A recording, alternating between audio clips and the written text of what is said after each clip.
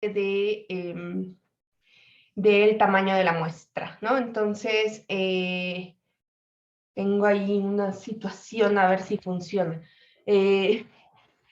Bueno, para cerrar el tema de las pruebas de hipótesis, no es que vayamos a dejar de hacer pruebas de hipótesis, pero ahorita vamos a hablar un ratito nada más del tamaño de la muestra y cómo se calcula.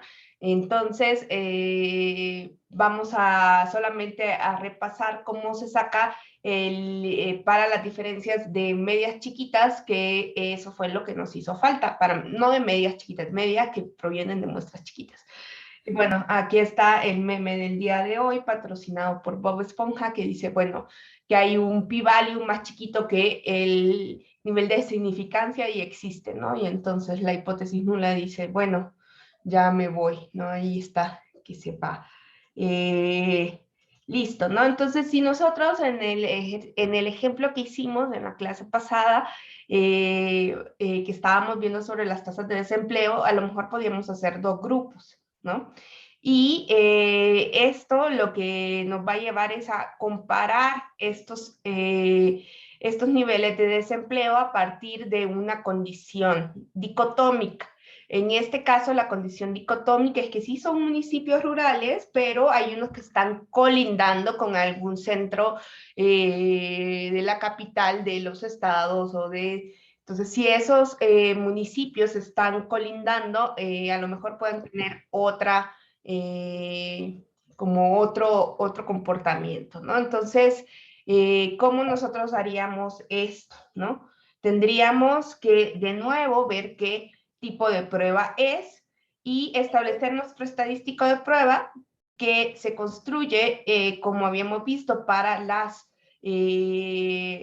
los intervalos de confianza. ¿Se acuerdan que teníamos una varianza común que se calculaba como el promedio ponderado de las varianzas de las muestras por los grados de libertad de cada una, del que aporta cada uno de los grupos y entre los grados de libertad total? Y al final eso lo usábamos como error estándar, ¿no? Nosotros aquí igual tenemos un valor sobre la diferencia, ¿no? Que normalmente es 0 cuando estamos planteando igualdades de las medias o igualdades de las... si estamos planteando alguna hipótesis acerca del 0, ¿no? Que es nuestro caso más común. Bien, no lo vamos a desarrollar el día de hoy porque ya probablemente la próxima semana tenemos un tallercito de R y vamos a seguir viendo los tites y todo esto en R, ¿no? Pero hoy sí quería aprovechar para empezar entonces con cómo elegimos el tamaño de la muestra, ¿no? Que es un tema recurrente y que me imagino que algunos ya habrán visto en metodología. Metodología 2, creo que sí ven eso. Me dicen si lo han visto en metodología 2.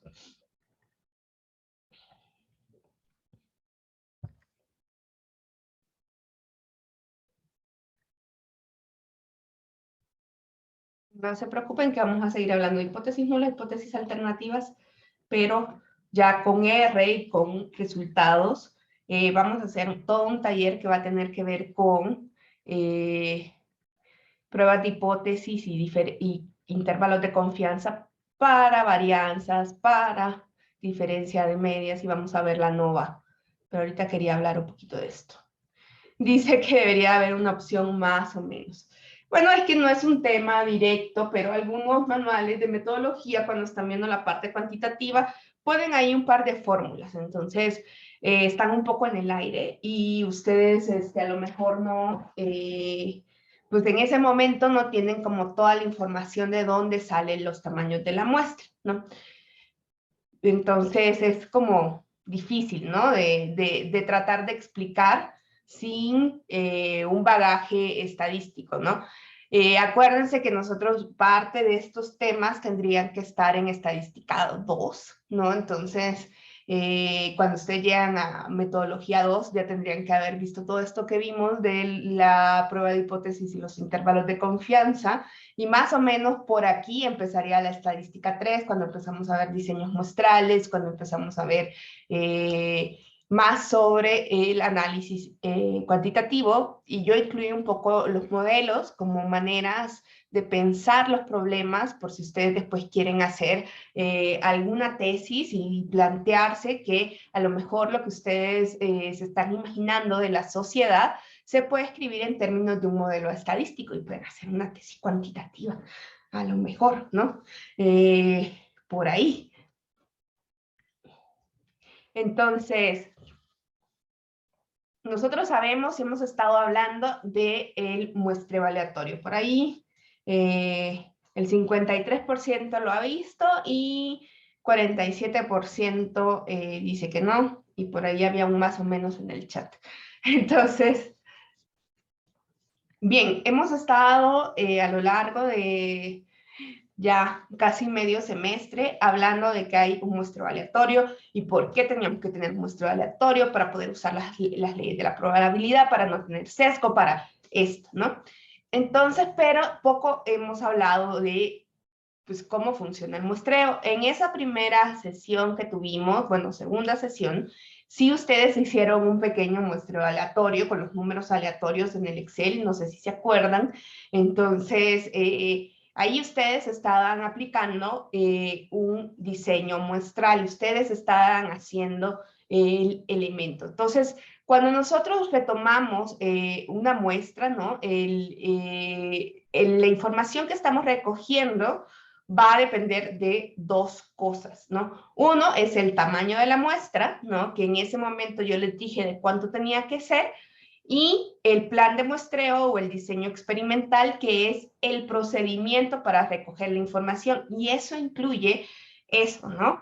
¿Cómo ustedes van a elegir? Bueno, en realidad ustedes hicieron un muestreo sistemático, ya vamos a hablar de eso. ¿Cuáles son todos los pasos para recoger la muestra, ¿no? Ese es el plan de muestreo. Entonces, va desde cómo se eligen cada uno de los elementos de la muestra y elementos que tienen que ver con el desarrollo y operativo de campo, ¿no? Las instrucciones que se les da a los encuestadores, todo eso es parte de cómo se está haciendo el plan de muestreo. Entonces, como nosotros sabemos y hemos estado haciendo diferentes tipos de inferencia, ya sea por intervalos de confianza o por pruebas de hipótesis, lo que nosotros tenemos es que tenemos que la exactitud de la estimación lo medimos por ese margen de error que nosotros, ese valor que sumábamos y restábamos, o bien esa anchura del intervalo de confianza. Nosotros decíamos, bueno, mire, a cierto nivel de confianza y teníamos intervalos más anchos, intervalos más cortos, ¿no? Entonces, eso es como la precisión de nuestra estimación, ¿no? Nosotros decíamos, bueno, más o menos, y decíamos, aquí está mi estimación, ¿no? Y ese valor va a ser un valor muy, muy importante, ¿no? Entonces, si nosotros tenemos ciertos tipos de muestreo, vamos a también considerar sobre qué es lo que nosotros, la variable principal que nosotros queremos establecer esa muestra, ¿no? Nosotros aquí vamos a utilizar únicamente muestreos que tienen que ver con la media, pero por ahí les voy a subir quizás un paper que habla sobre si ustedes quisieran hacer operaciones un poco más elaboradas, ¿no? También vamos a revisar, por ejemplo, qué dice INEGI sobre algunos tipos de muestreo para que ustedes vean que no aparece ya como tan lejano la información del muestreo. Entonces, lo que nosotros tenemos es que a lo mejor alguien lo que está tratando de hacer es justamente hacer estimaciones sobre una respuesta dicotómica, ¿no? Algo que diga de acuerdo o en desacuerdo, y eso se hace como muy común, ¿no? Usted está de acuerdo con lo que dijo el presidente, y entonces hacen. Eso es que mi variable principal, la variable sobre la que yo quiero dar una estimación, es dicotómica. Entonces eso va a tener una distribución binomial. Y si tiene una distribución binomial, yo voy a hacer ciertas medidas de muestreo porque voy a calcular un tamaño de la muestra que considere que mi variable principal es una variable aleatoria con distribución binomial, ¿sí? Entonces, a lo mejor no, a lo mejor nosotros queremos saber los rendimientos de la tierra porque estamos estudiando eso, o bien nosotros quisiéramos saber los ingresos de las personas, y entonces si nuestra variable principal es una variable cuantitativa, entonces nosotros sabemos que eso se comporta de cierta manera y que los parámetros fundamentales van a ser la media y la desviación estándar, ¿no? Entonces, de eso va a depender también cómo nosotros calculamos el tamaño de la muestra, ¿no? Entonces, si nosotros tuviéramos antes, a ustedes ya no les tocó, pero a mí todavía me tocó, porque yo fui, más o menos cuando tenía su edad, yo trabajaba en muchas encuestas. Así me ganaba la vida como estudiante. Entonces, habían unas cosas que se llamaban los listados de números aleatorios, ¿no? Entonces, literalmente, pues eran grandes listados de números aleatorios y entonces uno pues sacaba ahí y ibas marcando los que ibas utilizando, ¿no? Entonces, porque imagínense, ¿no? O sea, ibas a trabajo de campo, los celulares eran una cosa como que solo servían para jugar viborita y hablar por teléfono, ¿no? Y los mensajes se mandaban de una manera un poco extraña. Entonces, pues no, no habían aplicaciones, nada, no había cosas que fueran tan, entonces uno usaba estos que eran los listados de números aleatorios y dependía de cuántos teníamos que hacer. Acá le puse un ejemplo de, por ejemplo, si tuviéramos números aleatorios, aquí si queremos hacer una muestra de 5 alumnos o alumnas, tendríamos que empezar a elegir acá y entonces normalmente a veces también hay un proceso aleatorio de cómo se van a elegir cada uno de estos y estos han sido generados de manera aleatoria. Entonces aquí yo tendría que agarrar el número 0, aquí se repiten, entonces hay diferentes elementos, ¿no? Uno puede a veces poner que se repiten, a veces que no se repiten. Normalmente, por ejemplo, cuando se están haciendo encuestas de hogares, a veces es como la casa número 5, ¿no? Voy a ir a la casa número 5, a la casa número 10, y entonces a uno le dan el portazo, pero bueno. Entonces, vamos a tener diferentes tipos de muestreo, ¿no? El muestreo puede ocurrir en dos tipos de situaciones prácticas. Vamos a tener estudios observacionales, ¿no? Que lo que significan es que los datos existían antes de que se decidió estudiarlo, ¿no? Esto es, digamos, no hay un procedimiento experimental, no hay un proceso de tratamiento, entonces, nosotros simplemente estamos recogiendo información que está en la naturaleza o en la sociedad. Entonces, eso sí, no están exentos de problemas, ¿no? Vamos a tener problemas que son muy graves, como la falta de respuesta, ¿no? La falta de respuesta va a ser además aún más grave si esta falta de respuesta está sesgada, ¿no? Luego vamos a tener la falta de cobertura, ¿no? Y esto cada vez es un problema más grave porque a veces lo que nosotros tenemos es que igual que la falta de respuesta, a lo mejor hay un proceso sistemático de que hay ciertos segmentos de la población que no están siendo estudiados, ¿no? Ya sea porque son de difícil acceso, entonces mi estudio va a estar sesgado, ¿no? Es lo mismo que yo haga un estudio completamente urbano a que yo haga un estudio que incluya la población rural, pero probablemente para yo poder hacer un estudio de campo y que yo vaya a todas las partes de las poblaciones rurales, que es una población más dispersa, de más difícil acceso, pues es más cara, ¿no? Entonces a veces lo que tenemos es que hay faltas de cobertura. O bueno, algo que sucede en nuestros países y que no está lejano, ahí El Salvador y México, es que hay espacios a los que no se puede entrar por situaciones de violencia, ¿no? Entonces, podemos estar perdiendo parte de esa información porque no podemos entrar, ¿no? Hay zonas controladas por grupos y no se puede entrar, entonces ahí es un problema, se ha estudiado bastante, ¿no? Y luego hay cosas que pues sí son graves también, ¿no? Que es el sesgo de redacción, ¿no? Que ustedes hagan las preguntas muy, muy sesgadas. Entonces ustedes pueden tener el mejor muestreo, la mejor cobertura, se hicieron completamente aleatorio, todo está bien, pero hicieron una pregunta, ¿a poco usted no está de acuerdo con lo que dijo el presidente? ¿No? Entonces esa no es una pregunta que no sea sesgada. También hay un sesgo en cómo nosotros planteamos las cosas, ¿no? Entonces, hay que, por ejemplo, tener mucho cuidado con cómo hacemos nuestras preguntas, porque sí pueden haber sesgos que provienen justamente de cómo se realiza la pregunta.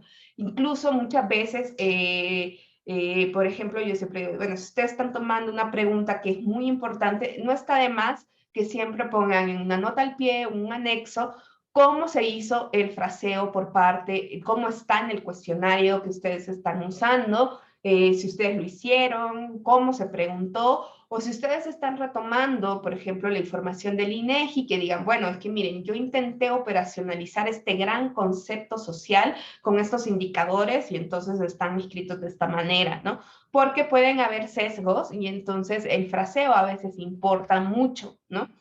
Y hay otros sesgos que también no son necesariamente de redacción, pero que tienen que ver quizás con el mismo ejercicio de campo, ¿no?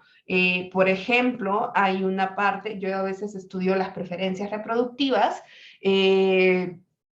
entonces hay una orden que le dan a los encuestadores cuando les preguntan a las mujeres que si usted a las que no han iniciado, a las que no tienen hijos, pues les dicen cuál sería su tamaño ideal de familia, y a las que han tenido hijos les dicen, bueno, si usted volviera a empezar y no tuviera hijos, ¿cuál, o sea, si volviera a empezar de nuevo, cuál sería su tamaño ideal de familia? Y hay una cosa que le dicen al encuestador, encuestadora, le dicen, o sea, o sea, no me acuerdo qué verbo usan, pero dicen algo así como, intente tener una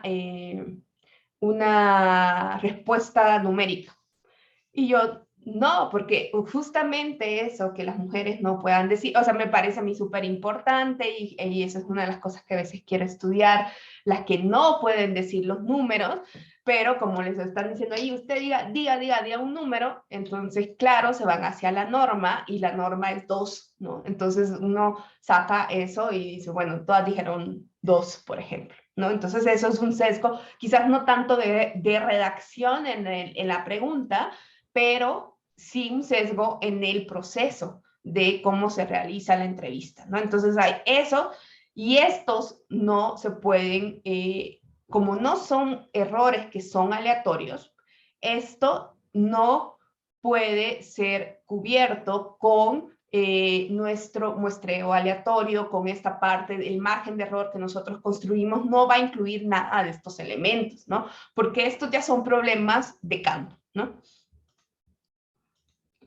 Luego podemos tener el caso de los experimentos, ¿no? Los experimentos, nosotros tenemos aquí incluso la aleatorización de los experimentos es aún más importante, ¿no? Entonces, son un poco menos comunes en ciencias sociales. Los economistas los han estado usando más, hay experimentos sociales, no sé si ustedes han visto, ahorita hace poco estuvieron retomando de nuevo una investigación de Raimundo Campos sobre los efectos del sobrepeso en los salarios de las personas a partir de mandar, el asunto era esto, ¿no? Mandaban como 4 currículums, ¿no? Los 4 currículums eran completamente iguales en términos de experiencia, de todo, ¿no? Formación, todo, ¿no? Digamos, eran muy, muy, muy idénticos. Y 4 fotos, ¿no? Había fotos de una mujer, habían hecho también la foto de esta misma mujer con sobrepeso y luego la foto de un hombre y la foto de un hombre con sobrepeso, ¿no? Y estos los mandaron de manera aleatoria a diferentes empresas y vieron cuál era como la parte de cómo se podían, qué tanto les llamaban, ¿no? De regreso, ¿no? Entonces, parece que entre hombres no había como mucha diferencia, pero definitivamente a las mujeres con sobrepeso, pues les llamaban mucho menos. Entonces, como eso era una cuestión completamente aleatoria, ¿no? Entonces nosotros, al tener controlado que todos los CVs eran iguales y lo único que cambiaba era este elemento de la foto, ¿no? Entonces las diferencias se las podemos imputar justamente a esos elementos de las fotos que diferenciaban a las fotos, que eran sexo y el peso. Entonces eso es un tipo de experimento social, porque les digo, no son experimentos así de laboratorio, porque cuando uno oye experimentos, imagina ahí todos con bata blanca, no, hay tipos de cuestiones que se ponen aleatorias y entonces empezamos a hacer asignaciones, ¿no? Y normalmente a estas también se pueden hacer experimentos de tipo tratamiento que son bastante comunes en ciencia política. A veces cuando hay pruebas pilotos de ciertos programas y que no hay tantos recursos, entonces se hace una asignación aleatoria para ver cómo funciona el programa.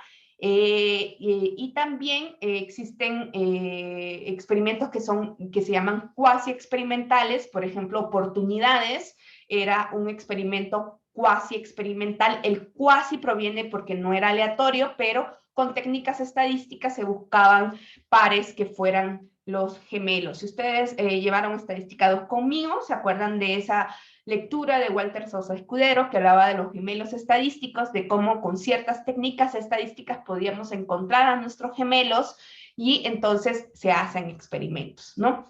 Entonces, estos son, como ustedes ven, menos comunes en ciencias sociales, pero existen. Hay un componente ético, sobre todo cuando hay un tratamiento de por qué, por ejemplo, en un experimento, si hay dos personas que necesitan el programa, ¿por qué se lo voy a dar a uno y no a la otra? ¿No? Ahí justamente muchas personas dicen, no, bueno, es que es al azar, ¿no? Entonces esto no importa porque lo hicimos al azar. Entonces es complejo, pero por ahí tengo todo un capítulo de un libro muy bueno, se lo voy a mandar, que habla justamente sobre el componente ético de estos experimentos y se están haciendo cada vez más, ¿no? Justamente el último premio Nobel de Economía se trata de una situación, de un diseño experimental que en esta situación se dio por un diseño natural, o sea que nosotros podemos tomar situaciones que nos permitan controlar ciertas cosas que se plantean en la naturaleza y eso se llama un experimento natural y también sirven en ciencias sociales. Yo decía, por ejemplo, esto de la pandemia puede ser un experimento natural porque tenemos una situación donde de repente cerraron las escuelas y las cosas que proveían cuidado y entonces es una situación para ver quién realmente en situaciones donde no hubiera cuidado institucional, quién cuida, ¿no? Entonces ahí nosotros tenemos un, digamos, diseño natural, o sea, nosotros no controlamos las situaciones por las que cambiaron, pero nos permite controlar algo. Entonces, el último premio Nobel fue un diseño experimental de tipo natural que comprobó que los aumentos al salario mínimo no crean la inflación y entonces toda esta idea que nos han dicho de que no hay que subir los salarios mínimos porque la economía se va a venir en crisis es una mentira, ¿no? Entonces, en estos dos tipos, ya sea que nosotros vamos a hacer un estudio observacional, que se le llama, o uno experimental, vamos a utilizar los muestreos, ¿no? Y vamos a tener distintos tipos de muestreo, ¿no? Los más comunes, además del muestreo aleatorio, vamos a tener, por ejemplo, la muestra estratificada. Por ahí no, me ponen que sí, que el libre mercado debe determinar los salarios. No, no. Bueno, no. Por lo menos no los mínimos. Entonces, ¿cómo podemos elegir la muestra? ¿No? Las poblaciones son complejas, ya sea porque son de individuos, acuérdense que nosotros podemos tener poblaciones que hagan referencia a unidades físicas, geográficas, de todo, ¿no? Entonces, podemos elegir la muestra de diferentes maneras, ¿no? Tenemos, por ejemplo, lo que llamamos la muestra estratificada, ¿no? Que nosotros queremos, a ver, hay dos cosas, ¿no? Nosotros, yo creo que ustedes han oído la palabra representativa, ¿no? Esta muestra es representativa de la población, que eso es diferente de decir que la muestra tiene cierto nivel de precisión, cierto nivel de confianza. Cuando yo hablo de que hay muestras representativas, es que esta muestra, digamos, en ciertas características está replicando a la población. Entonces, en la muestra aleatoria estratificada, lo que nosotros queremos es que ciertos estratos se vean en esa muestra, ¿no? Y entonces ya no podemos tener un muestreo completamente aleatorio porque yo quiero que ciertas características, ciertos estratos se vean representados. Por ejemplo, en México y en muchos países, las encuestas de hogares están estratificadas justamente por el estrato socioeconómico, porque yo quiero que mi muestra realmente represente de manera socioeconómica a la población, que yo tenga personas que representen a los estratos altos, que yo tenga personas que representen a los estratos. Eso no lo quiero dejar al azar, porque quiero que la muestra dé cuenta de esos estratos, ¿no? Entonces, así nosotros podemos elegir ciertas características que nosotros queremos que se vean en nuestra muestra. Y entonces esta muestra tiene que tener al final un cierto componente aleatorio. Todas estas muestras van a tener un componente aleatorio, pero hoy nosotros lo que vamos a hacer es que a lo mejor en cada, o sea, el componente aleatorio está cómo vamos a elegir dentro de cada estrato los tamaños de la muestra. Entonces, por ejemplo, ¿no? A veces es una asignación completamente proporcional, o sea, si pensemos, hombres y mujeres en la población, las mujeres siempre son como el 52% y los hombres son 48, 49, ¿no? Entonces, si yo recojo una muestra, yo quisiera que lo mejor que mi muestra tenga más o menos esa misma distribución, 52 y 48, ¿no? Hay procesos donde nosotros podemos no tener asignaciones proporcionales, pero con ciertos elementos que nosotros usamos como los factores de expansión, se pueden modificar y podemos llegar a lo mismo, ¿no?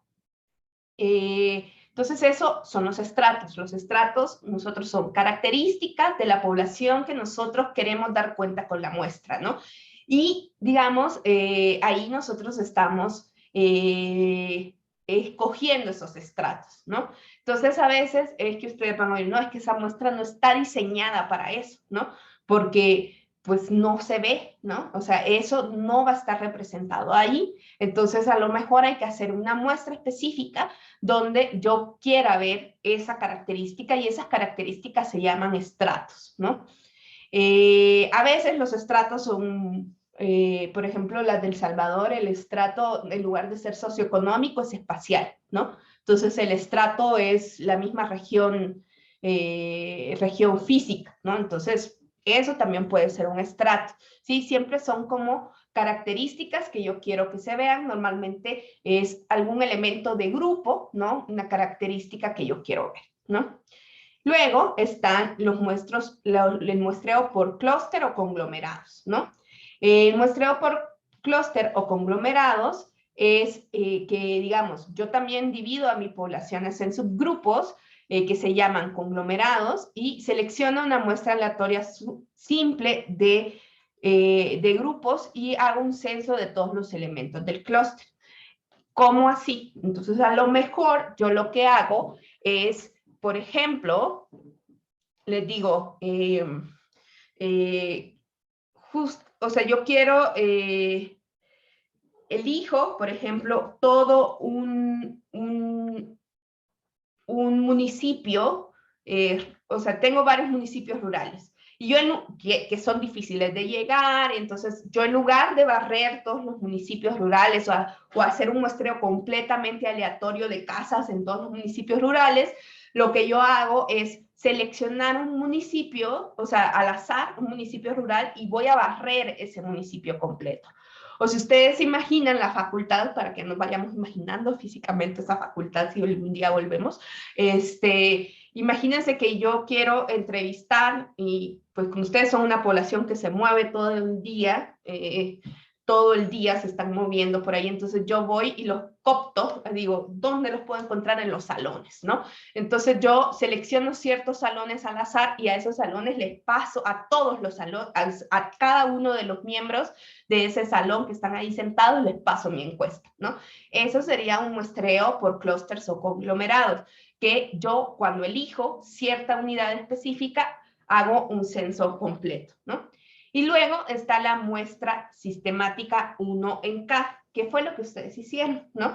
El muestreo sistemático 1 en K es que seleccionamos al azar, que tenemos el tamaño, además seleccionamos al azar uno de los primeros K elementos de una población ordenada y selecciona cada elemento de orden K a partir de entonces. Ustedes lo que hacían era que tenían el listado de todos nosotros y decían, bueno, aquí voy a seleccionar un número de 1 a 4, me acuerdo que era, y entonces luego empiezo a sumar y sumar y sumar hasta que llego a mi tamaño de la muestra, ¿no?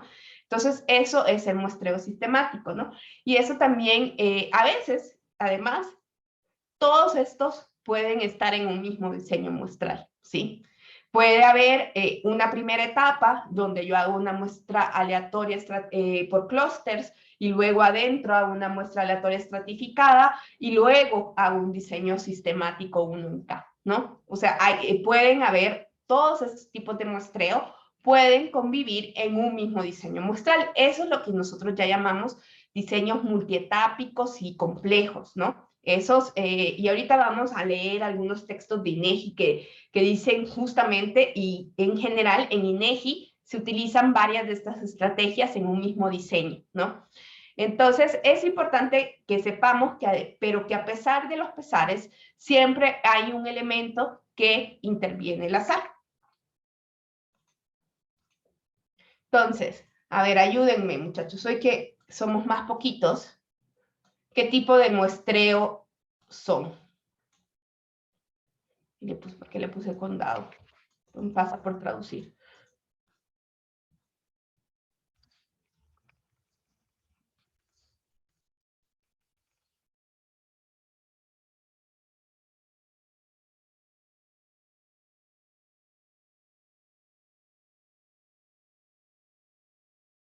A ver, entonces, ¿qué tipo de muestreo es este?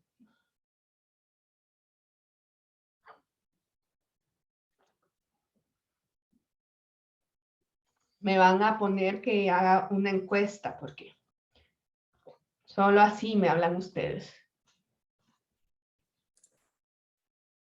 ¿Sería un muestreo simple? Así es, un muestreo aleatorio simple. Bueno, igual vamos a ver que tengo por ahí las respuestas, ¿no?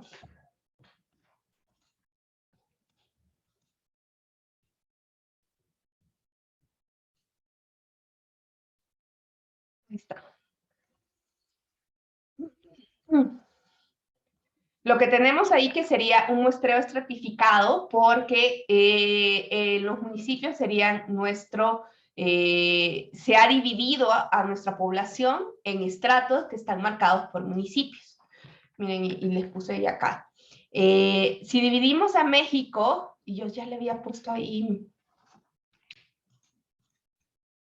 ya le había puesto municipios aquí.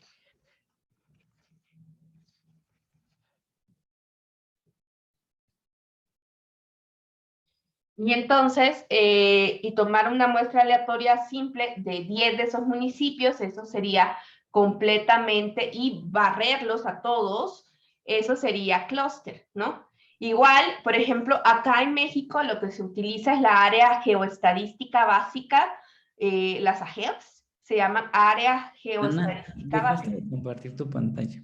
Ay, no. Sí.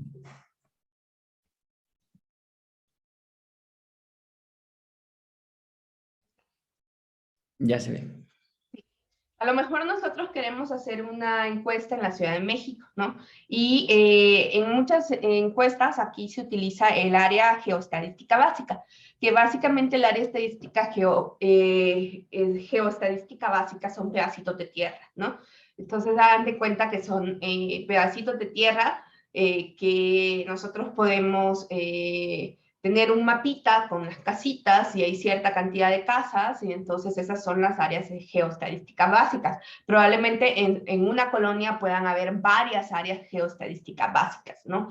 Entonces, si se elige una muestra aleatoria simple de esas 10 GEPs y se entrevistan a todos los que viven ahí, entonces eso sería un muestreo por conglomerados, ¿no? Porque ustedes seleccionan 10 pedacitos y entonces van casa por casa, a todos ahí, ¿no? Y esto se parece a lo que ustedes hicieron, ¿no? A lo mejor están haciendo, ustedes ya no conocieron las guías telefónicas, ¿verdad? Sí, ¿no? Sí, no, tal vez.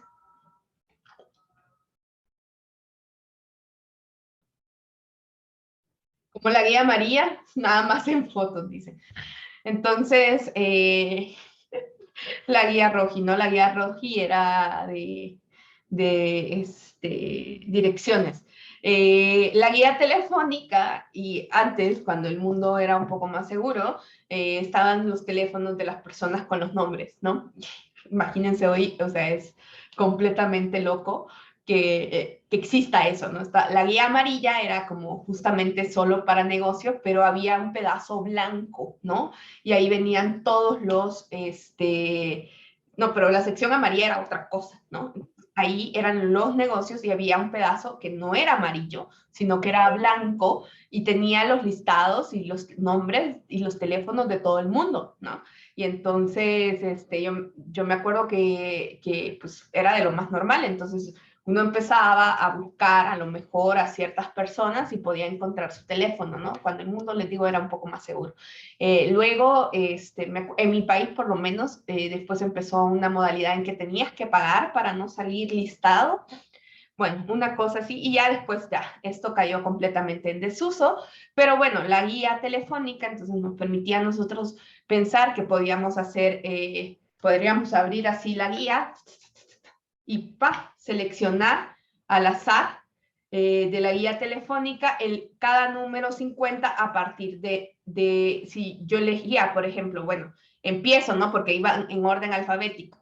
Entonces, están ordenados, ¿no? Una de las cosas importantes a veces es que hay cierto orden de los elementos y entonces, para que hayas en este mismo orden, yo quiero que aparezcan todos. Entonces, yo decía, bueno, estos, como van en orden alfabético, obviamente yo no quiero que solo estén los Álvarez o solo estén los Pérez, sino que quiero que estén todos, ¿no? Entonces, lo que yo empiezo a hacer es que digo, bueno, voy a seleccionar un número al azar, de 1 y 50, ¿no? Y entonces, y luego empiezo cada 50 a repetir eso, así hasta que me acabo la guía, y ahí tengo mi muestreo aleatorio y que realmente va a dar cuenta de todas las letras del alfabeto, ¿no? Una cosa así. Entonces, eso se parece al que ustedes hicieron de los muestreos sistemáticos de 1 en K, que nosotros vamos haciendo de 1 en K. Entonces, estos son como elementos que son más operativos de los diseños de muestreo, ¿no?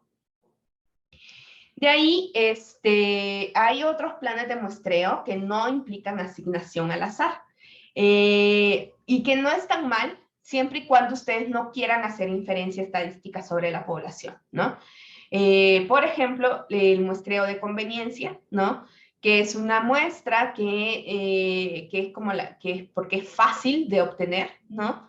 Entonces, esto puede ser muestreo de conveniencia, muestra, juicio o criterio, que el muestrista decide quién lo hará y no se incluye en la muestra, y el muestreo por cuotas, ¿sí? El muestreo por cuotas es que a lo mejor yo quiero que, y a esto no hay que confundirlo con el estrato, porfa. El muestreo por cuotas es que a lo mejor yo estoy estudiando poblaciones específicas y quiero que esas poblaciones que haya información, ¿no?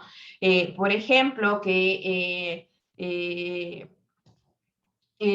hayan exacto, o sea, que le dicen a los encuestadores. Eso pasa en algunas encuestas de mercado que quieren ver como preferencias. Entonces, usted me tiene que entrevistar a 2 señoras amas de hogar y me tiene que entrevistar luego a 2 mujeres que sean trabajadoras. Y luego, o sea, pero así como, entonces se lo dan a los encuestadores, pero no hay un proceso aleatorio, sino que es como usted búsqueme a alguien que tenga estas características, ¿no? Pero, o sea, pueden dar, y por ejemplo, yo me imagino que ustedes, los muestreos por conveniencia, por ejemplo, se utilizan muchísimo en el análisis cualitativo, y no estoy diciendo que los análisis cualitativos no se deben de hacer, sino que no se debe hacer inferencia estadística con ellos. O sea, jamás van a hacer un intervalo de confianza y jamás van a poder hablar de toda la población. Hay otros tipos de inferencia por saturación que se pueden hacer en análisis cualitativos, que están bien, pero no jamás inferencia estadística, ¿no?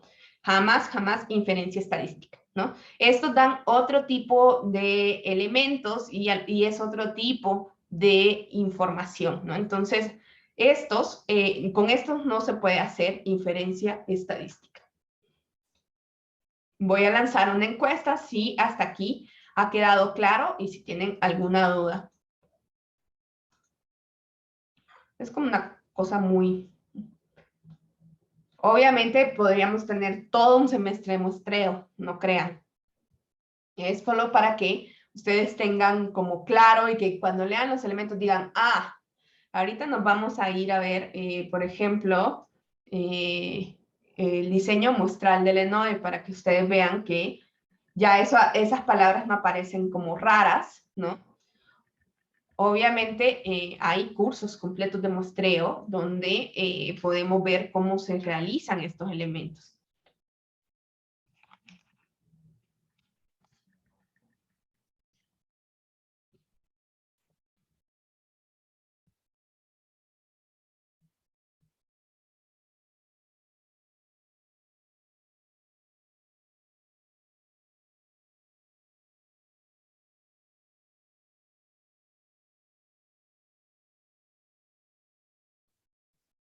Hay un no. No sé si la persona que puso no tiene alguna duda, que la diga en este momento.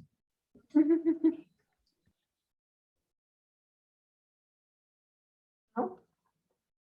Nuestro amigo no es un no muy... Les digo, es solamente para que ustedes vean un poquito el menú de lo que existe. Definitivamente no, o sea, podríamos tener un semestre completo de muestreo, ¿no? Entonces, acá vean que siempre en documentación van a ver elementos de, se ven por acá el cuestionario, la metodología, ¿no? Y acá en cómo se hace el ENOE, justamente viene descrito el diseño muestral del ENOE.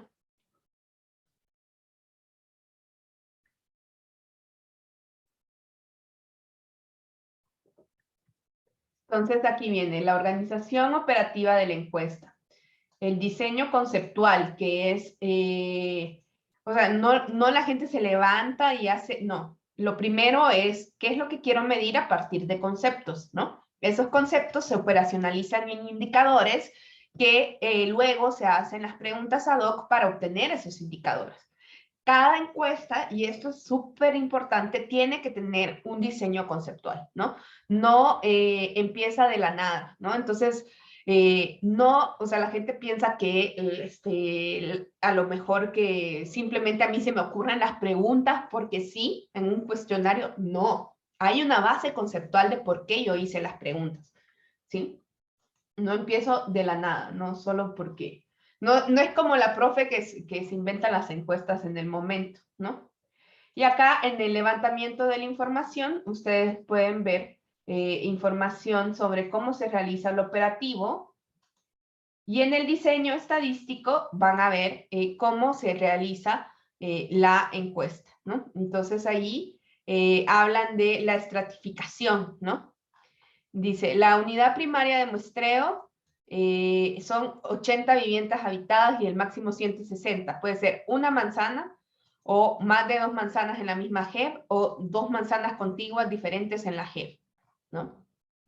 Complementos urbanos, la JEP, en lo rural una JEP y así. Esa es como la parte inicial, ¿no? Y luego hay un proceso de estratificación que aquí les decía, que en este caso acá la estratificación tiene que ver con también el tamaño de la localidad, ¿no? Aquí hay rural, urbano, entonces eso, cuando hablan de estratificación es que yo quiero que dé cuenta de todo esto. Acá ahí están las que se llaman ciudades autorrepresentadas, que son un grupo de ciudades que se pueden estudiar en el ENOE, son 39 ciudades, y luego hay elementos de por la cantidad de habitantes en las localidades, ¿no? Ya vamos a ver, vamos a volver acá, porque ya vamos a ver lo del tamaño de la muestra, pero para que ustedes vean que no es tan complicado, ¿no? O sea, como que cuando uno dice, estrato, dice, bueno, entonces yo ya sé, hay una unidad primaria de muestreo que es lo que se selecciona, y luego hay un estrato, y así sucesivamente, ¿no? Entonces aquí, todo esto es de cómo nosotros vamos a seleccionar la muestra, ¿no? Y si ustedes ven aquí, hay otros elementos que se hacen, en el caso de INEGI, que va a ajustar. Hay un ajuste por no respuesta y un ajuste por la proyección de los hogares, ¿no? Entonces, aquí esta es una muestra rotativa, entonces tiene más cosas, pero ya vamos a ir viendo que algunos de estos elementos, algunas de estas fórmulas, no van a parecer tan extrañas. Miren, acá mi amigo Z, es el Z que nosotros hemos abierto, hemos usado siempre. Entonces, ahí está nuestro Z, ¿no? Entonces, siempre va a haber una parte del diseño muestral. Por ejemplo, si ustedes quisieran buscar no voy a buscarle nadie, voy a buscarle la INDIRE, a ver si ya está. Todavía no está la del 2020, pero acá, que la INDIRE, que es la Encuesta Nacional sobre Dinámica de las Relaciones de los Hogares, que se hace a mujeres y mide la violencia. Acá en metodología ustedes pueden ver el diseño muestral también. INEGI siempre va a tener estos elementos, ¿no?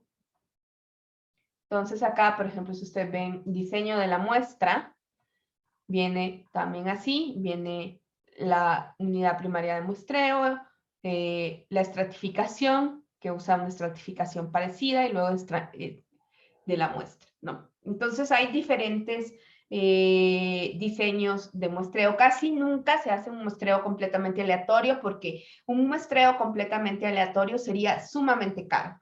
En general, cuando nosotros tenemos un muestreo aleatorio, lo que necesitaríamos es un listado de todos los hogares, ¿no? Y seleccionar completamente al azar el número de la muestra de los hogares que tenemos, y entonces luego encontrar cada uno de esos hogares. Entonces, es súper más complejo de llevar a cabo. El muestreo aleatorio simple es súper caro, ¿no? Yo ahorita sí podría elegir entre nosotros 20, alguien al azar, entre 1 y 20, pues todos estamos acá, pero imagínense querer encontrar hogares al azar es mucho más complejo. Entonces, por lo general, se hacen procesos de estratificación, procesos de conglomerados, y hay encuestas que combinan varios de estos elementos. Entonces, cuando dicen eso, cuando ustedes ven estratificación, ya saben a lo que se refiere, ¿no? Entonces, ahí está, se me repitió. ¿Cómo calculamos? Si quieren, nos tomamos un receso de 10 minutos antes de empezar con las fórmulas del tamaño de la muestra, ¿no? Y tal vez ese no nos quiera escribir en el receso. Voy a parar por acá. Voy a dejar de compartir mi pantalla y voy a parar la musiquita. Y nos vemos a las 8:15.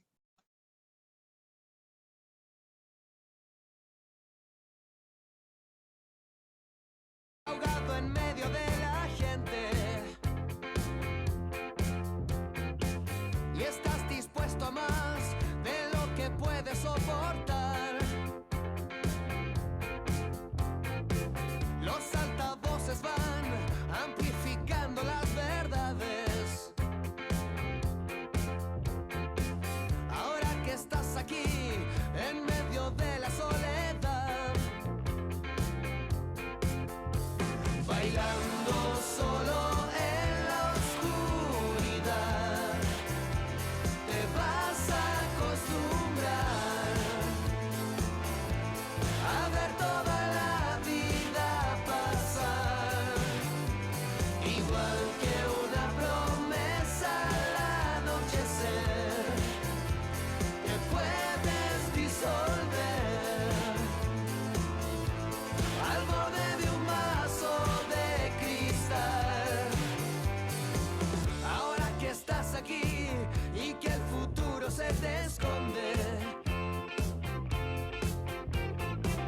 Ya has rasguñado el suelo y las paredes de tu habitación.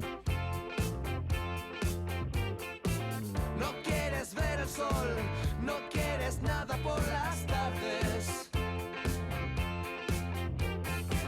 Ninguna sensación que nos haga sentir mejor.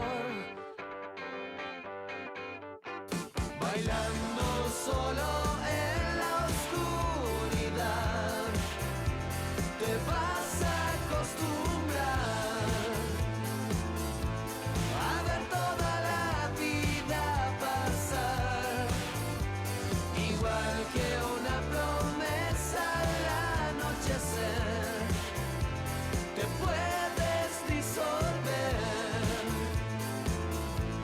al borde de un vaso de cristal.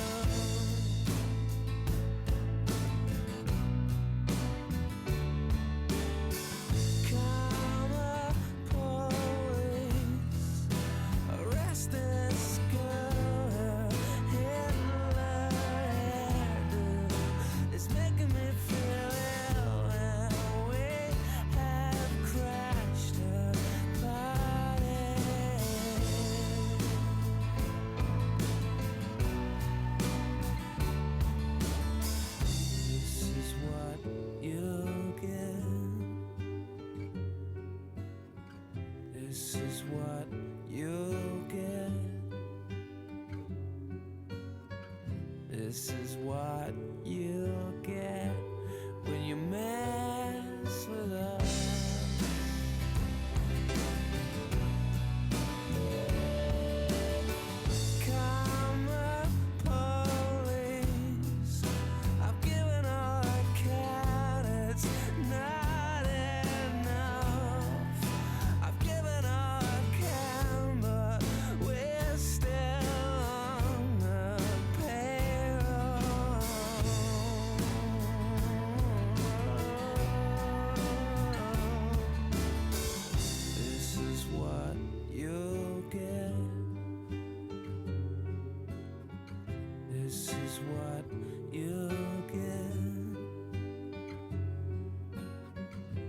This is what you get when you mess with love.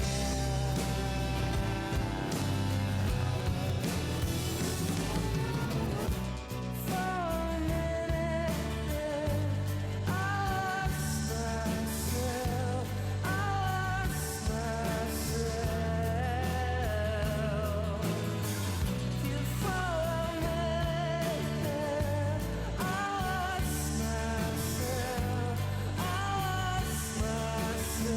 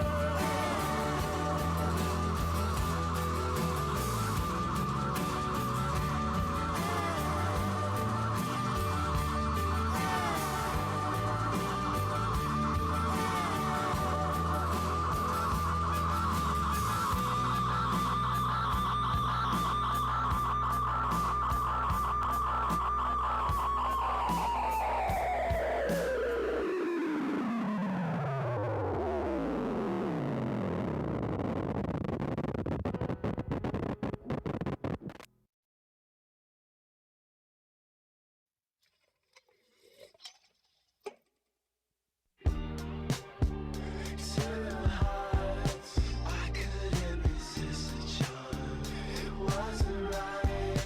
Wandering the streets at night. We tried, got me looking everywhere. Hard road. Tell me who you are. I can be a gentle boy. Caught up in the city lights. It's alright 2 minutes till the sunrise. Keep you close right by my side. Swear you got me hypnotized. I wanna give you every piece of me.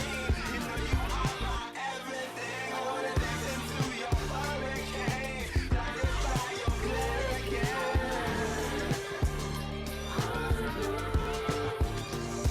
It was the golden age, battered and bruised in your multicolored maze.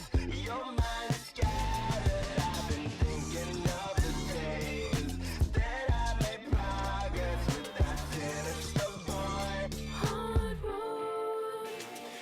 I wanna keep you close right by my side. Swear you got me hypnotized. I wanna give you every piece of me. You know you are my everything. I wanna dance into your hurricane. Blinded by your glare again.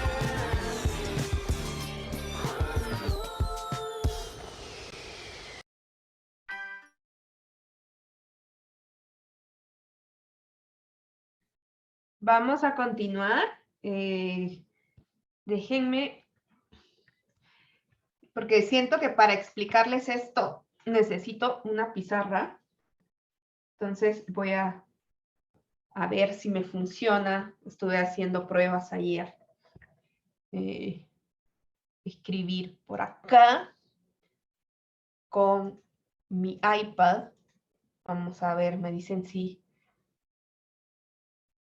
Ahí está, ¿no? Hoy sí. Entonces, nosotros lo que teníamos era que ustedes... Ay. Espérense. Ahí está. Voy a tenerlo que cerrar.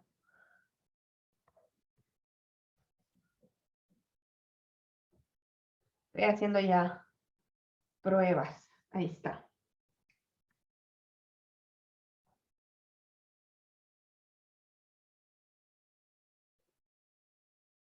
Entonces, nosotros tenemos...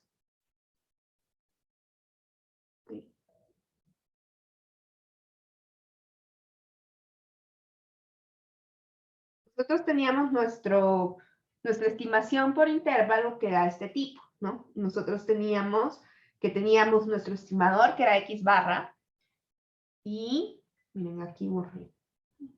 Ahí está. Y a esto lo multiplicábamos por un valor de Z asociado de alfa medios por el error estándar, que en este caso era S raíz de N, ¿no? Aquí estoy simplemente haciendo lo que ya conocíamos nosotros, ¿no? Entonces, este elemento que le sumamos o que le restamos, nosotros podemos conocerlo como Mendenhall, que creo que explica esto muy bien. Esta parte lo pueden estudiar muy bien en Mendenhall. Esta parte de acá se llama B, que es lo que sumamos y le restamos a nuestra estimación para encontrar el valor del parámetro, ¿no? Ahora, entonces nosotros lo que necesitamos acá es despejar N, ¿no?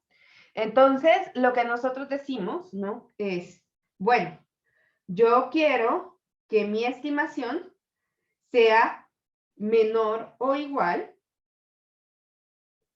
que un valor B. Lo que aquí va a pasar es que nosotros vamos a partir de cuánto nosotros nos queremos equivocar. A lo mejor nosotros estamos haciendo estimaciones sobre cuánto y gana la gente. Entonces yo digo, bueno, mire, lo que pasa es que, o sea, yo para hacer esta estimación, yo no quiero equivocarme 1,000 pesos, o sea, entonces lo digo en términos de las unidades. Si estoy haciendo unidades cuantitativas, a lo mejor digo, yo a lo más que me quiero, equivocar son 1,000 pesos, ¿no? Entonces yo digo, bueno, está bien, usted, ahí eso es el tope que yo estoy dispuesto a equivocarme. Entonces está en términos de las unidades de nuestra variable que nosotros queremos estimar. Entonces, esto va a estar en las unidades. En el caso en el que estamos en proporciones, normalmente a veces lo pensamos en porcentaje o en proporción, ¿no? Entonces digo, bueno, o sea, si yo no quiero hacer una estimación de mi proporción que vaya de más del 3%, más del 5%, entonces, o sea, si yo quiero decir, bueno, ¿qué porcentaje de la población es pobre? Yo no quisiera equivocarme más del 5%. Esta B va en términos de la variable que nosotros queremos hacer. Entonces, para que vean de dónde sale esa fórmula, ¿no? Entonces, acá yo tengo B y entonces yo digo, bueno, esta B es igual a Z de alfa medios por S entre raíz de N. Entonces yo puedo empezar a despejar esa N, ¿no? Lo que necesitamos es despejar esa N. Y cuando despejemos N, vamos a encontrar nuestra fórmula para el tamaño de la muestra. Por eso por ahí me acuerdo que en una de las primeras clases alguien me preguntaba que si había como un número general para el tamaño de la muestra. Yo le decía, no, depende. ¿De qué va a depender? Bueno, va a depender de este valor de B, de cuánto yo me quiero equivocar, de mi Z de alfa medios, entonces también depende de mi alfa o de mi nivel de confianza y va a depender también de esta, ¿no? ¿Sí? De la, y esta normalmente nosotros podemos decir, si ustedes, a veces la podemos asumir porque tenemos información, o sea, si nosotros no tenemos sigma, agarramos alguna S que sea, como no hemos hecho la encuesta, no tenemos la desviación estándar, sino que tenemos alguna anterior de algún ejercicio pasado, alguna información, o la podemos calcular a partir del teorema de Chebyshev, la regla de los 6 números. Entonces, voy a despejar acá esto, que parece como difícil, pero les digo que no va a ser difícil. Entonces, lo que voy a pasar primero es que las desigualdades son iguales que las ecuaciones, entonces voy a pasar esto que está multiplicando acá, lo voy a pasar dividiendo acá, ¿no?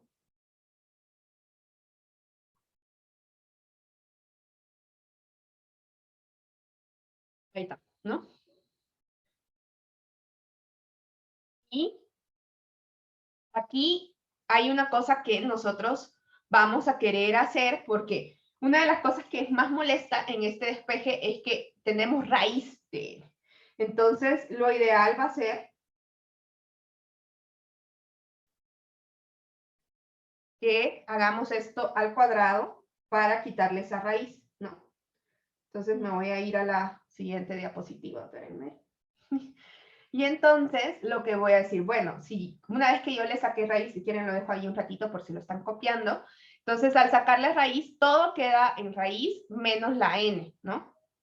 Entonces voy a tener algo que es así, b cuadrado, z de alfa medios cuadrado,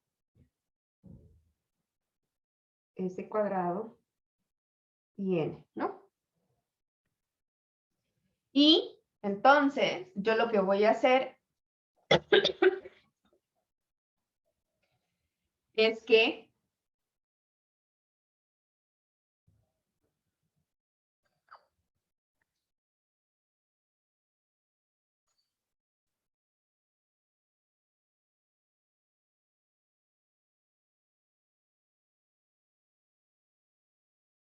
lo voy a elevar a la menos 1, que cuando nosotros elevamos algo a la menos 1, le damos la vuelta. Entonces esto me queda como z de alfa medios al cuadrado. Lo voy a borrar. Okay. En mi prueba todo me salió mejor que ahorita. Entonces voy a tener z de alfa medios al cuadrado por b al cuadrado, que esto sea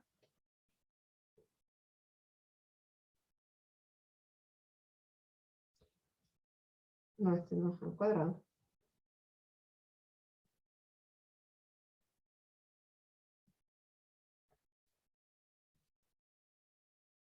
¿Sí? Entonces ahí a mí ya me va quedando y puedo, esto que está dividiendo, la varianza, la voy a mandar para el otro lado. Entonces yo tengo que para tener un valor mínimo, porque en realidad lo que nosotros aquí vamos a tener entonces es un valor mínimo de la muestra. Y ese es mi tamaño de la muestra, ¿no? Si ustedes revisan, entonces, eso que nosotros vimos no está tan alejado, ¿no? Ya vamos a ver cómo se establece la muestra para la ENOE, y vamos a reconocer algunos de estos elementos. Vamos a reconocer nuestro z cuadrado, por ejemplo, y vamos a ver esto. Entonces, digamos, si nosotros hiciéramos esto para diferencias de medias, para proporciones, vamos a encontrar también diferentes formas del tamaño de la muestra, ¿no? Entonces, por ejemplo, aquí Mendenhall, voy a dejar de compartir acá. Bueno, ese fue mi pequeño pinino con la, no sé si funcionó o no. Entonces, por ejemplo, si ustedes ven, acá llegué a la misma fórmula, ¿no? Nomás que a mí la n me quedó del otro lado, ¿no? Aquí yo le había puesto s, pero en realidad pues tenemos que hacer una asunción sobre la varianza de nuestra población. Y les digo, podemos utilizar o sea, ahorita estamos antes de recoger la información, entonces no vamos a tener S. Entonces podemos usar alguna S calculada para un experimento anterior, para alguna encuesta anterior, o como les digo, poder hacer alguna estimación. Si tenemos los mínimos y máximos históricos, podríamos hacer alguna estimación a partir de el teorema de Chebyshev o con la regla empírica, ¿no? Entonces, si ustedes se fijan acá, llegamos a esto, ¿no? Esto sale de acá Esta B es cuánto yo me quiero equivocar, ¿no? Normalmente nosotros vamos a asumir un alfa de 0.05, es el más utilizado para las encuestas, y entonces así nosotros obtenemos el tamaño de la muestra. Y entonces, si ustedes ven, va a ir cambiando, ¿no? ¿Qué pasa cuando yo tengo la diferencia de dos muestras? Se van a ir haciendo algunas suposiciones, ¿no? Vamos a ir pensando, ¿no? Por ejemplo, en este caso, que los tamaños de la muestra son iguales y entonces vamos a calcular una gran N que luego se va a dividir entre las dos poblaciones, ¿no? Entonces, acá nosotros tenemos estos elementos y vamos a utilizar la suma de las varianzas únicamente para distinguirlos, ¿no? Y en el caso de las proporciones, si ustedes se acuerdan, P por Q era igual a la varianza, ¿no? Y aquí es una cosa que quizás esta es la fórmula que ustedes hayan visto más en sus manuales de metodología, porque hay una cuestión que es muy importante cuando nosotros tenemos poblaciones de tipo binomial, que nosotros podemos asumir un escenario de máxima varianza. ¿A qué me refiero con un escenario de máxima varianza?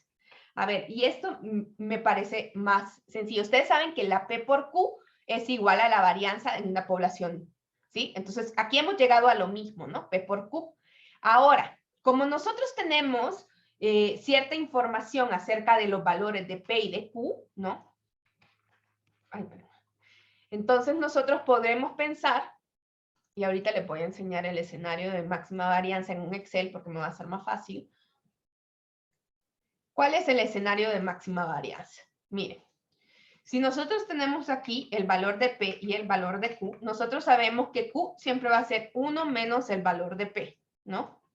Ahí está. Y voy a hacer el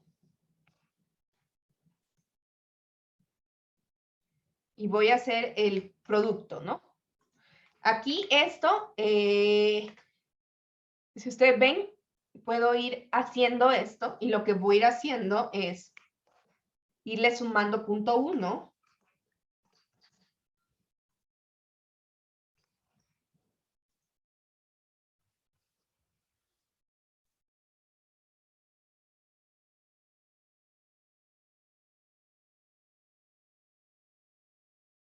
Hasta ahí, ¿no? Porque no puede, siempre va de 0 a 1, ¿no?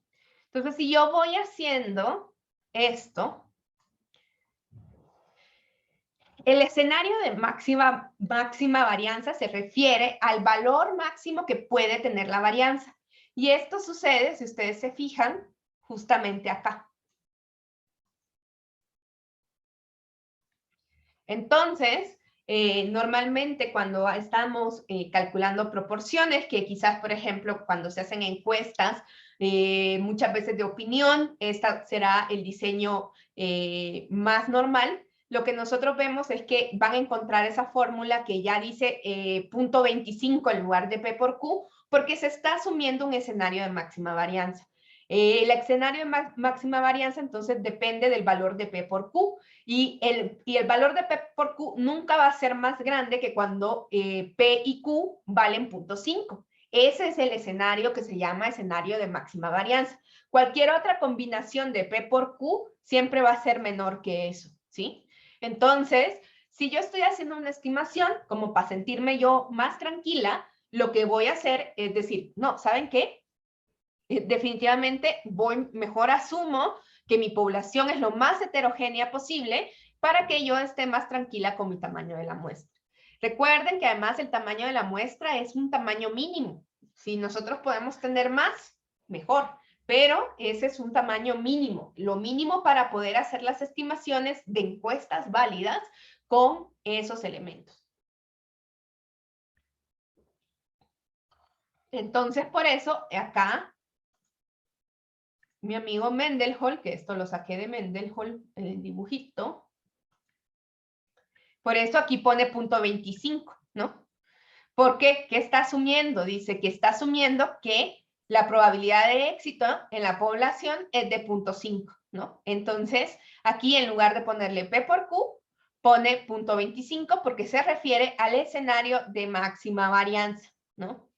Y luego, cuando tenemos diferencias de proporciones, lo mismo, ¿no? Podemos hacer la suma de estas y si asumimos que estas proporciones son iguales, entonces podemos sumarlas y son iguales en el sentido de que van a tener también sus escenarios de máxima varianza, entonces simplemente nos queda multiplicada por 2. Voy a lanzar una votación sobre si esto quedó claro o si quieren que repita algo o que si quieren que vuelva a la pizarra o algo me avisan.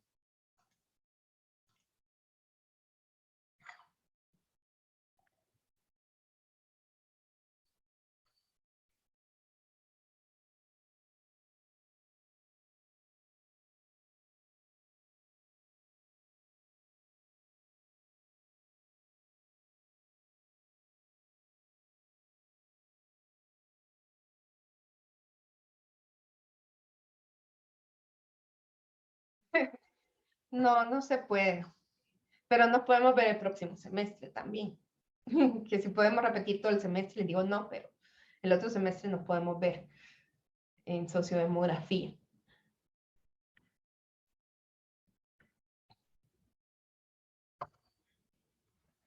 Ah, sociodemografía es más padre. Esa va sobre la población. Hay una primera parte sí lleva alguito de números, pero es mucho más teórica que esta. Sí se usan fórmulas, pero también se usa mucha teoría. Sí hay que leer, sí hay que... Pero no son tantas. Pero es divertido, podemos llegar a decir, a predecir la población. Es muy divertida la sociodemografía.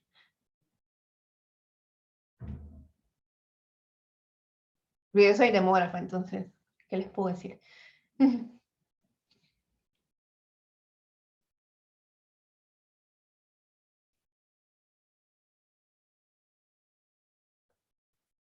Ahorita me faltan 5 votos.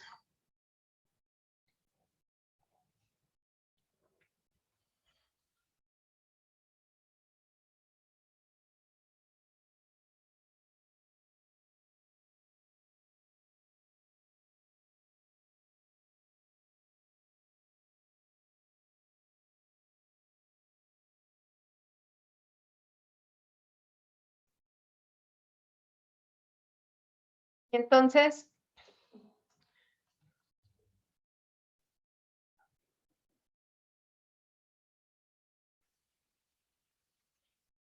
como siempre pongo investigadoras, hoy puse un investigador para que no digan.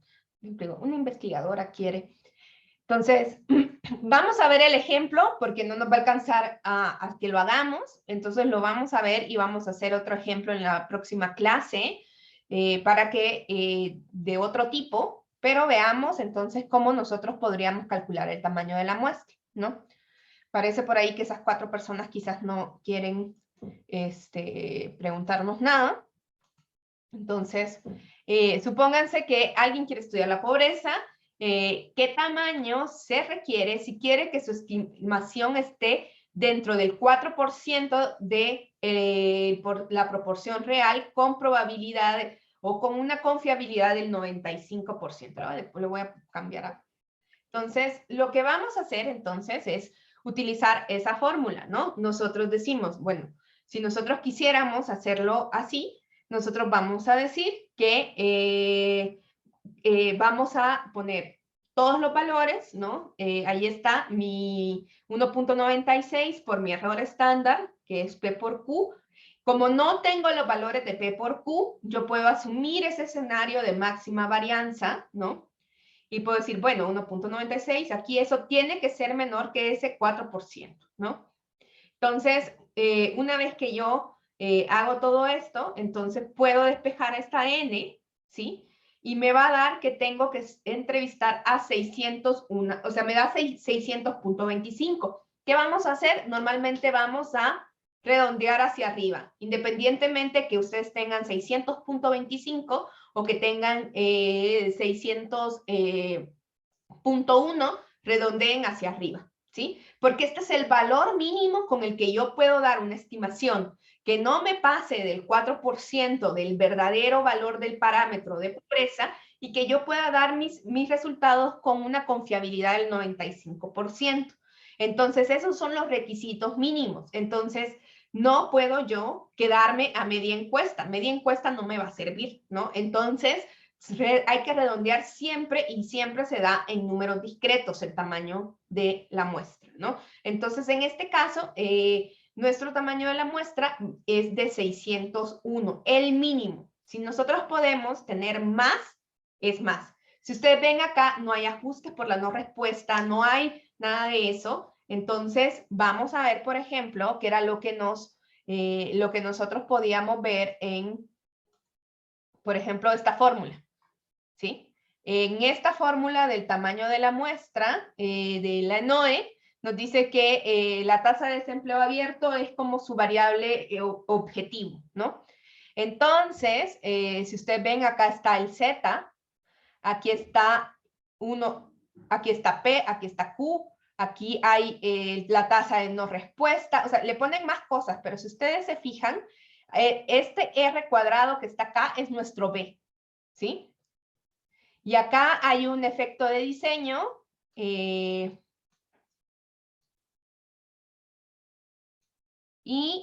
Pero si ustedes se fijan, pueden reconocer ya algunas cosas en este. Aquí está nuestro Z. Este B cuadrado, ¿no?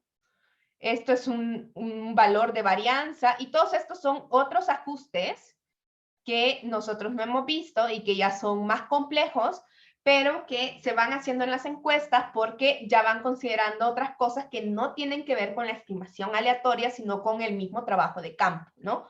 Entonces, si ustedes se fijan, en realidad, el tamaño de la muestra se calcula de esa manera, ¿no?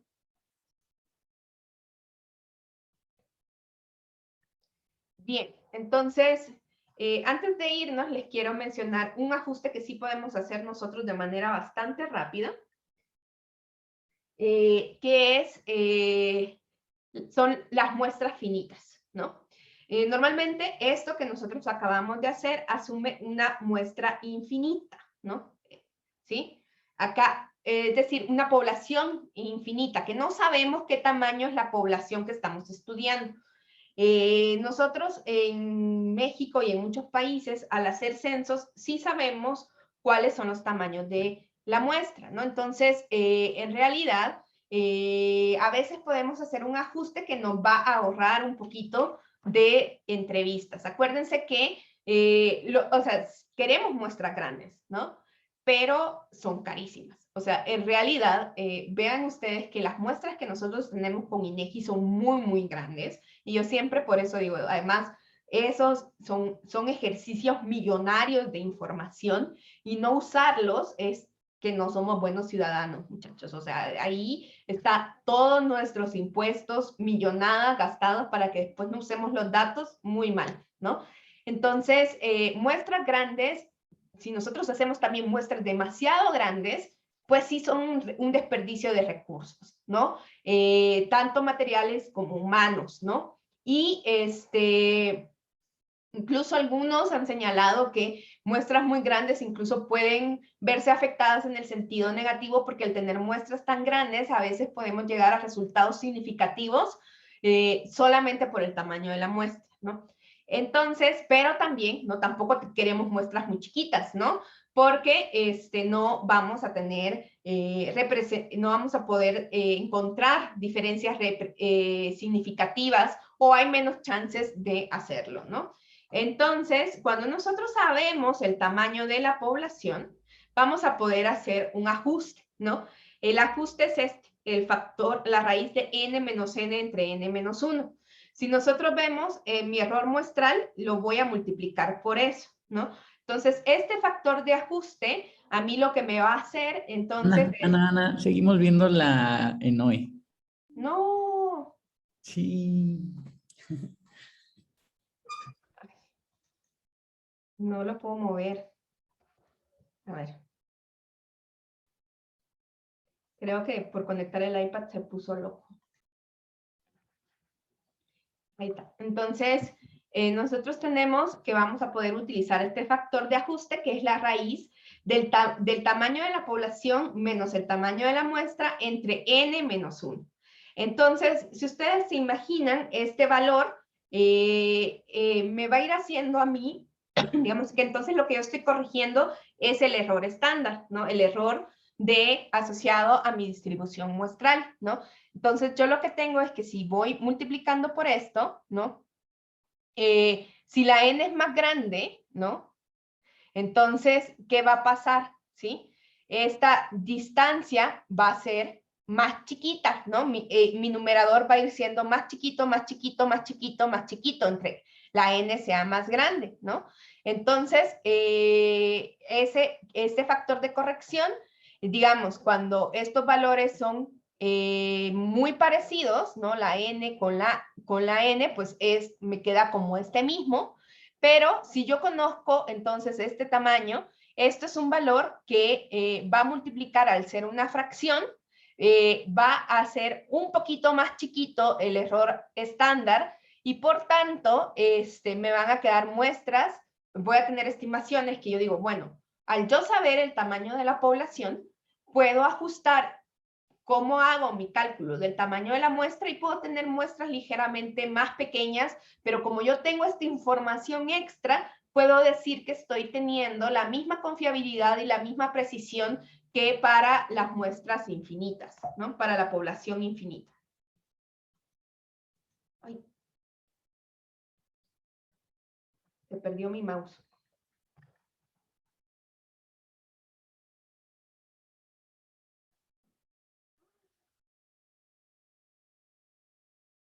No me responde el mouse.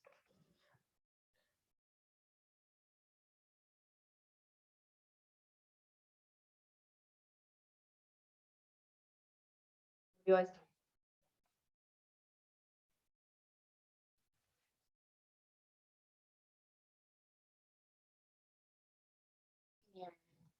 Eric, Sí, ¿puedes tomar el control de la pantalla o algo? a ver.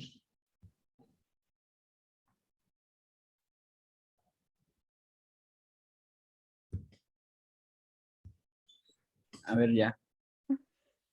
Gracias, porque ya con eso sí lo logré hacer. A ver, entonces hoy sí le doy continuar y voy a dejar el PowerPoint así normal. A ver, entonces ahí sí. Y entonces lo que nosotros, no se lo voy a despejar así, pero cuando nosotros conocemos el tamaño de la muestra, entonces nos queda una fórmula un poco más feita, pero tenemos la ventaja que vamos a tener que esto siempre nos va a dar valores más chiquitos que cuando no tenemos un valor del tamaño de la población. Entonces, si tenemos el tamaño de la población, sí podemos llegar a tener disminuciones considerables de nuestros tamaños de la muestra para elegir eso, ¿no? Entonces, si es imagínense, pues, y si ven entonces esto todavía se va pareciendo más a lo que vimos en el caso de lo que fuimos viendo para el tamaño de la muestra del ENOE, porque sí veíamos que habían varios elementos abajo y habían algunos que se repetían arriba y abajo, y entonces parecía que solo podíamos reconocer esta y esta, pero hoy sí ya vemos que se puede ir reconociendo un poquito más, ¿no? Entonces que hay otros elementos que ya no parecen tan fuera del lugar, porque sí se hacen correcciones, pues acuérdense que, por ejemplo, hay información muchas veces de la población a partir de los censos y las proyecciones, entonces se puede usar ese tamaño de la población si nosotros queremos estudiar unos espacios específicos, ¿no?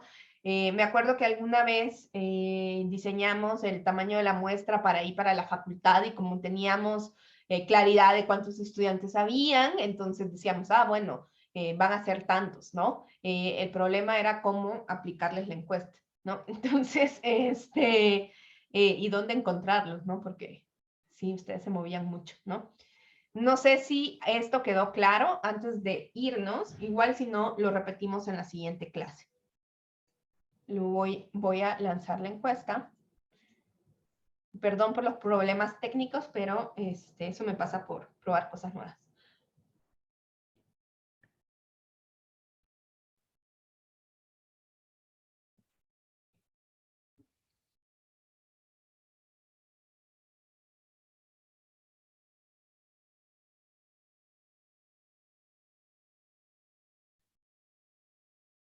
Por ahí me dicen un par de nos. ¿Cuál es la parte que no quedó clara? Si es la primera o esta.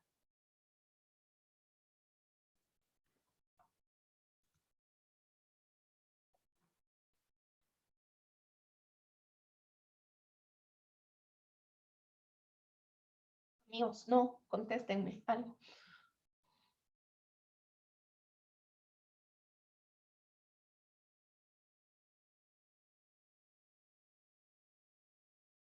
El despeje aquí de la N es más dramático, pero se puede. Porque miren, está aquí y acá. Entonces, si quieren en la próxima clase sí les hago el despeje para que lo vean con el factor de corrección, para que vean de dónde sale esta N. Pero bueno, es una fórmula fea, que al final nos sirven a nosotros.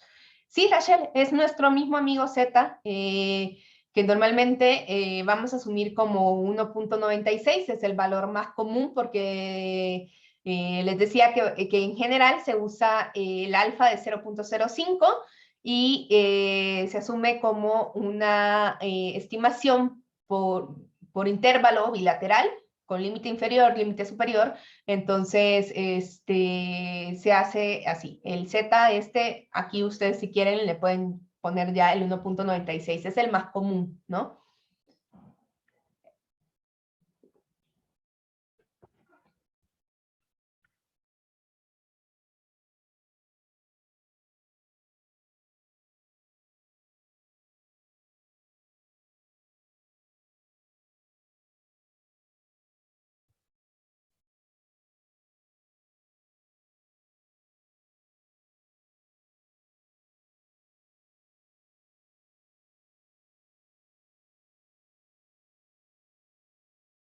Por ahí tengo ahí tengo los nos, pero no, les digo, vamos a continuar con esto en la próxima sesión y luego le puedo dejar una de mis tareas favoritas. Ay, tengo tareas favoritas. Porque es muy de pensar, a ver si trabajamos en ella en la próxima sesión. Listo, entonces, nos vemos el viernes, chicos. Cualquier duda, ahí me escriben. Vamos a terminar de revisar sus trabajos a lo largo del día y nos vemos el viernes. Bye. Bye, profe, gracias.